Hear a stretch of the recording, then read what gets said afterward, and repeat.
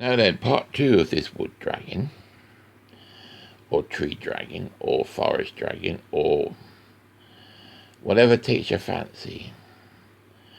And I said earlier that I was going to colour it in a bit. And that's exactly what I'm going to do. I think that would be nice. Add a bit of colour. Now I think as well, we're going to be bordering on some autumn colours. Because I think apart from anything else that enable us to make, drag look a bit brighter, don't you think?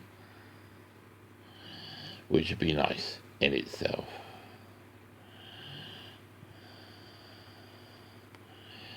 Now, as I was saying, Merlin and I were talking, and apart from the fact I shouldn't really say this, but we got a bit of a silky witch on our hands. He was saying that a few people have been in touch and were asking about Edith and the chickens. Oh yes, everybody, yeah, they know each other quite well. In fact, it was Merlin really that introduced me to Edith, because, well, you just don't meet that many talking chickens, do you? I could say I could probably two hands actually, because she's got a few friends,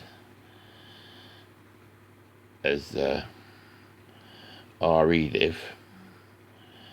Now then, a friend of mine called Anna says she likes the Edith and the chicken stories. Now, some of you who know my page remember this story. And this happened a few years ago now. Because Edith and the chickens do get about a bit. And on this particular occasion, they were going up for the summer solstice. Because I don't know, one of the chickens is actually a druid. And it invited Edith and the girls up to see the sunrise with the druids. Now, that was all very nice, but what actually happened was they'd actually met a couple of hippies in their tent whilst it was still dark, and they had invited them in to the said tent, and as people do, offered them some refreshment, which consisted of chocolate brownies. Now, well, of course you would do, wouldn't you? I mean, I'm partial to a chocolate brownie. And Edith and the girls had a brownie each with a cup of tea.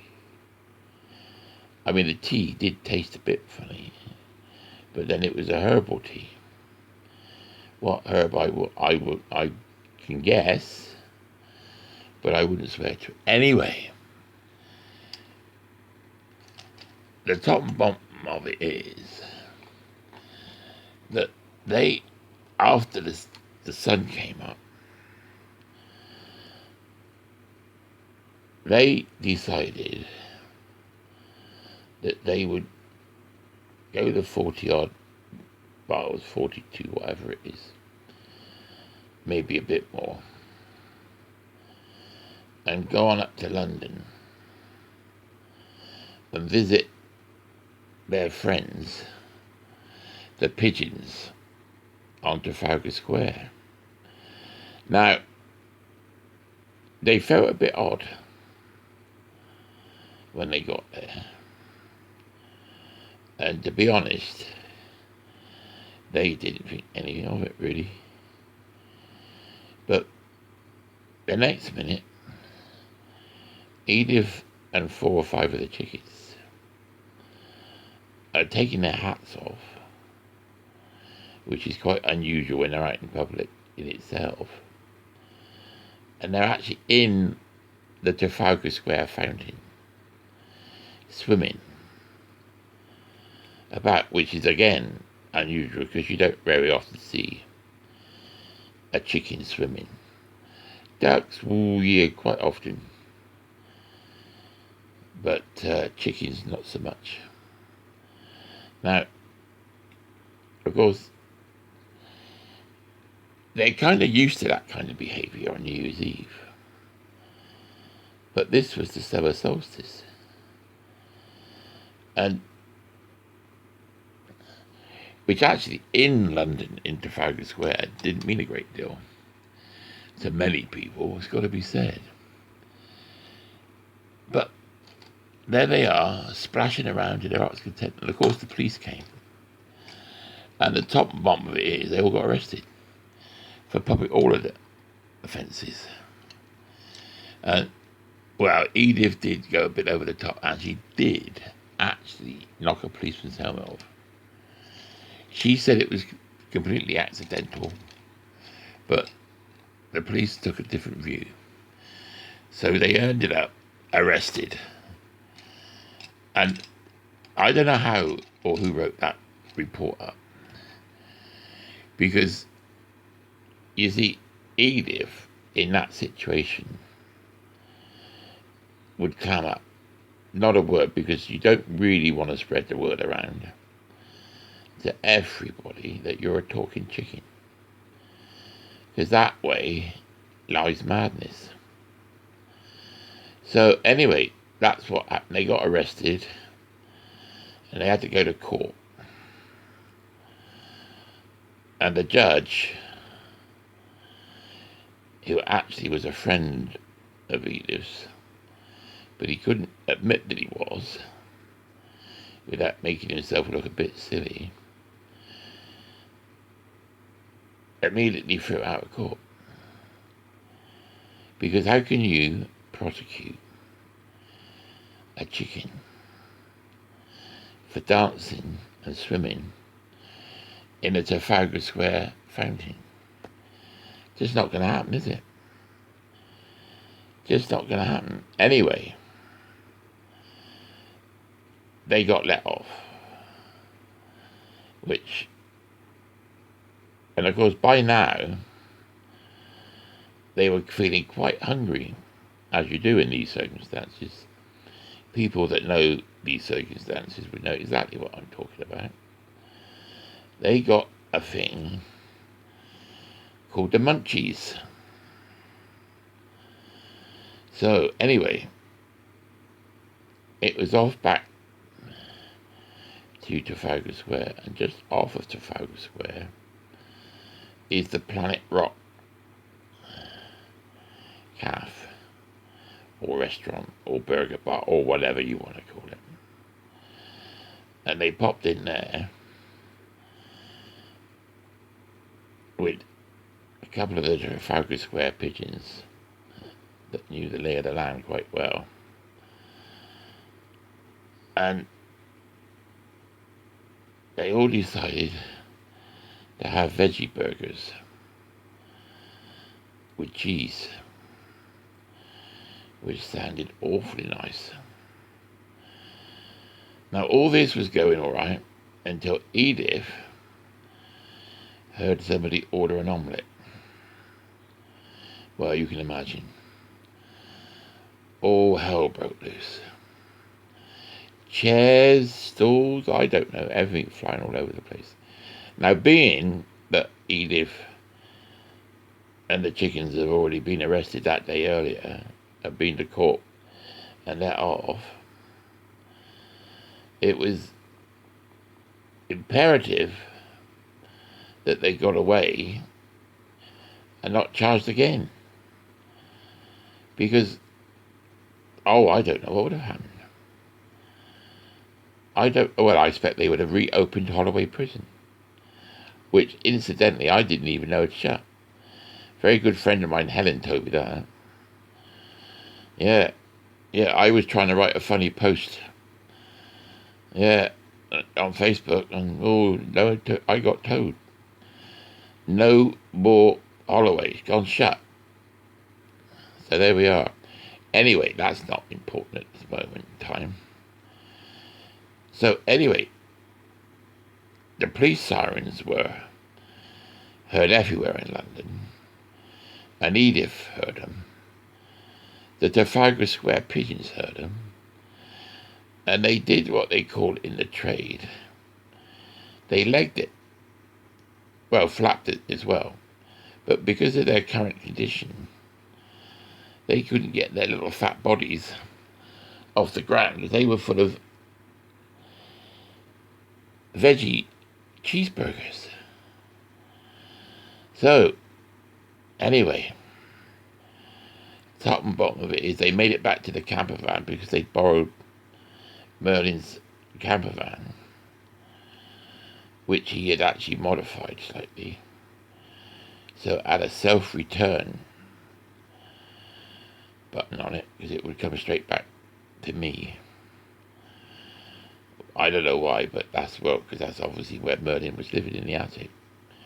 And how you get a Volkswagen Beetle camper van in the attic of a house the size that I live in is a mystery in itself. But anyway, that's a story for another day. The story of how the camper van came into being. But it was well stocked with gin, which the pigeons from London, who had come down under the invitation of Edith and the chickens to stay for a few days, had drank a fair bit. So by the time they got back, you can imagine. Anyway, I watched the news that evening, and it was all over the news. And they were pretty sure they knew who these chickens were, but they couldn't find them anywhere. And they were offering a reward, which was, all I could do was to stop them goblins ringing in, because goblins tend to like a reward. And anyway, so there we are. That was that adventure up to, and that all started with a harmless brownie in a tent with a couple of hippies. So be warned, next time you meet a couple of hippies and they offer you a brownie, that way madness lies.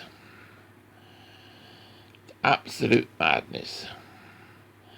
So there you are. See, that's an Edith story. Oh yeah, she's happy now. Yeah. You're gonna be in the film. Calm down. Doing a little victory dance. Now she's waving her bottom in the faces of the goblins. Now that's not very nice, is it? How unladylike is that? Well, there we are. So yeah, because everybody's here at the moment. Edith was going to Saint-Tropez, but it's all shut down, so she thought she'd stay. Merlin actually is at the weekend talking about doing some spells and making things a little bit more livable for everybody. And he was talking about bringing Saint-Tropez here, but I don't know if we got room in our back garden for it. Well, certainly not all of it. But he seemed to think it would fit, but I got my doubts. But then I have my doubts about a lot of things that happen around here these days. But that doesn't seem to happen any effect on anything that happens, because what I want or say doesn't seem to go by the by anymore. I just go along with it. Anything for a quiet life, which sadly invariably is not quiet life. But nothing I could do about. Well, there is something I could do about it. I suppose I could move, but I quite like it where I am. I got very nice neighbours, both sides. So I tend to just put up with it, really. Anyway, I ordered some batteries, because I was getting a bit low on AA's, from Amazon, and they turned up today, and it did make me chuckle, because Amazon have got a social distancing policy now for deliveries. They knock the door, and they walk away, and you open the door, and they shout, "There's your parcel, mate, on the doorstep." Just like that. Which is that actually pretty much what they were doing around here before. So I don't quite know where the distance. And then half the time, they didn't even wait for you to open the door. They'd gone. I mean, for many months, I thought it was magic. I didn't even think there was such a thing as an Amazon driver, because I just never seen one. Now then, we're going to try and lighten this green up on this dragon a bit. And we're going to get on with it a bit now, because, see, time's moving on. When you start waffling on about things like Edith and the chickens, this is what happens. But you can, I mean, I hope you're watching what I'm doing at the same time, because, and you might find some of it useful, I don't know, you might not. If you want to draw some of these figures, it would be great fun, wouldn't it? Absolutely marvellous. With these autumn colours. Yeah, I think that's quite nice, that ruff of leaves around his neck like that.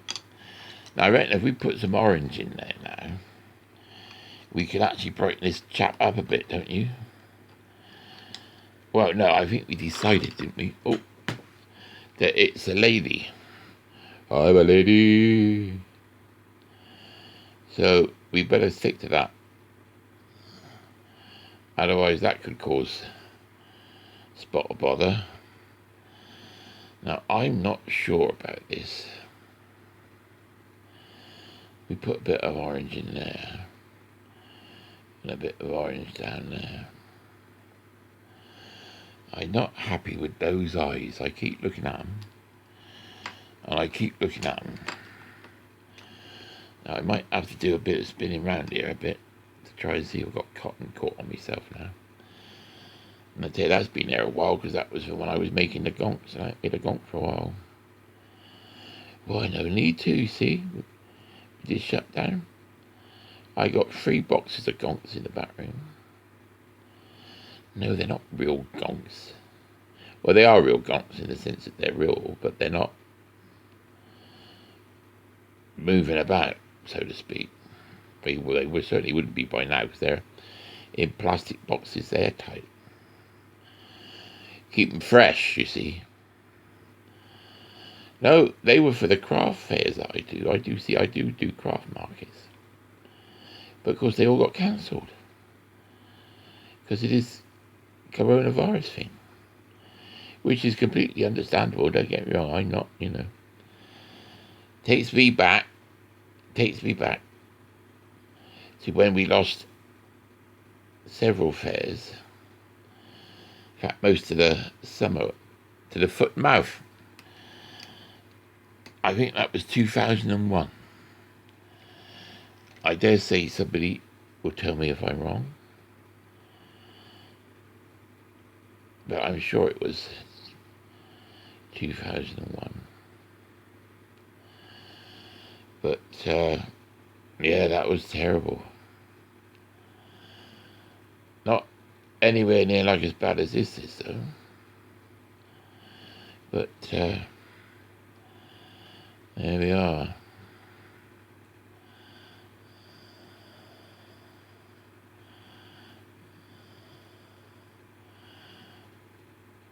Yeah, I think that looks quite a good effect, isn't it?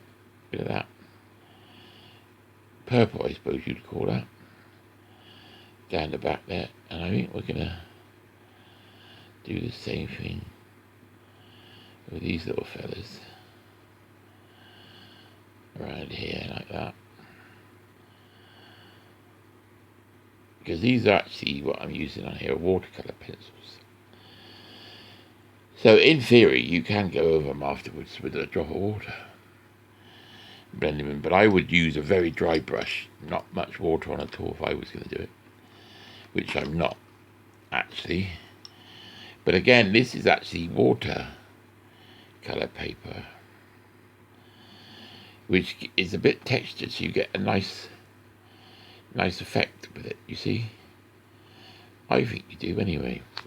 And where's this orange pencil? I've got to get on. I must get on. So we're gonna do these, because you can see that this lovely thing is quite glamorous and certainly ready for the beach. I shall have to find out where they go, because that would be interesting. Oh, you don't think it would be? Well, I thought it would be. Because it's got to be somewhere. Oh, it is a private beach. I see. Well, I don't know what they do for money, these things. But between you and me, they always seem to have rather a lot of it. Now, I don't know if they get that in an honest way or not. But they do have a lot of money. And I think it's one of the reasons they do, especially the ones that live with me, is they don't pay any rent. And they certainly don't pay for any of the gin. Although Edith did last year go off in the camper van and she came back with rather a lot of gin. And to this day I've never got to the bottom of where that came from. Now I know they went to the gin festival in London because she had some relatives come down and stay with us. And they stayed for a while. And they were quite good fun. But no, I can't think of their names now, actually. I should have to look that up. But anyway, the good news is the peace treaty with the bog whoppets seems to be holding out all right, which is very nice because we don't want too much trouble with those fellas. Not with everything else that's going on.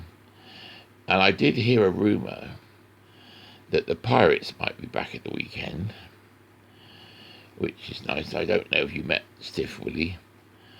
Yeah, Stiff Willie, Captain Stiff Willie the Pirate. Yeah, he's a very good friend. And I met this pirate many years ago called Short Leg Pewter. I know. Well, lots of people have heard of Long John Silver, but perhaps not so many have heard of Short Leg Pewter. But he's a nice enough chap as far as pirates go. I mean, they're all quite nice fellas. Keep themselves to themselves, like a drop of rum. They do get on very well with the goblins, has to be said. But then the goblins do like a bit of rum. Oh yes, they do. They are standing over there saying they don't drink. I don't know if you heard that, but I assure you they do, and usually copious amounts. Anyway, what do you think of that? That's not too bad, is it? Bit more colour. So that is what we're going to call. We're going to call this one What did we say we were going to call it now? You're going to have to help me out. I got so many things in my head. And the voices in my head today are actually singing the songs of Burt Bacharach, which is quite nice. I can't actually let you hear them because YouTube get a bit odd then about the copyright, which is fair enough. I couldn't agree more. Actually. But it's a bit out of my budget at the moment. But like I said, I'm pretty sure that wasn't Steven Spielberg or George Lucas this morning. Edith has got a habit of doing that. She introduces you to people, and it turns out they're not actually who she thought they were. That's happened more than once. I mean, she was at the Australian Open a few years ago, and said she was talking to Roger Federer for a good hour and a half. And I saw some photographs that were taken of said conversation, and I'm pretty sure that Roger Federer is 6 foot plus, and the chap that Edith was talking to was a little chap about 4 foot tall in one of those hats that they wear in Australia with the corks going around it. That's the ones. And he had a mop and a bucket, and he was wearing just a string vest. Again, something I don't think you would ever see Roger Federer doing, but it's easy to keep Edith happy. I know she does know Rafa Nadal, because there was rumours once upon a time about those two, but she says they're just friends now, so I don't tend to push that, because that's Edith's private life. Not by the way she behaves sometimes. She's got much of a private life, because she does tend to sort of live it pretty much close to the edge, actually. I suppose that's one way of putting it. Now, I think we're nearly done with this picture, don't you? And I could do with a cup of tea. And I don't even know if there's anybody still listening by the time we get to this stage. Probably not. What I ought to do is offer a prize, innit? That if people keep listening, we could do a quiz, and you could win something. But you'd only way you'd know if you'd won is if you'd listen right to the end of the video, because that's where the answer would be. Perhaps we'll think about that. What do you think? You're not interested? Well, that's fair enough. That told me, didn't it? That told me no unto certain terms. Didn't it? You are a miserable lot, aren't you? And don't forget, we've got to get some subscribers. At the moment, I've got 6 at the last count. And one of those is me. So it doesn't cost you anything to subscribe, but it does help me a bit. So let's see if we can do better, don't you think? Thank you very much. And I'll see you again soon for some more daft stories and a few drawings maybe thrown in. Okie dokie, bye for now.